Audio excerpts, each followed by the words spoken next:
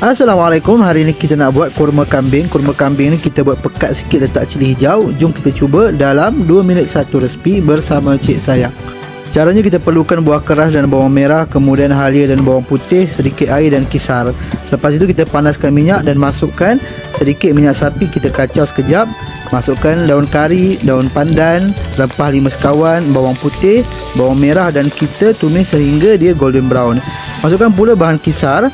Kemudian kita masukkan rempah kurma adabi atau cap saya gunakan. Lepas tu kita masak sekejap. Boleh masukkan air dan kita masak sampailah dia pecah minyak.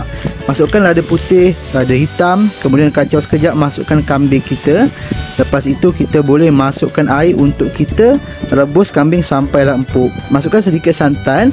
Kacau sekejap, masukkan serbuk kunyit kalau nak kuning sikit dan kita rebus sampai empuk. Lupa pula masuk kentang, tutup balik dan rebus.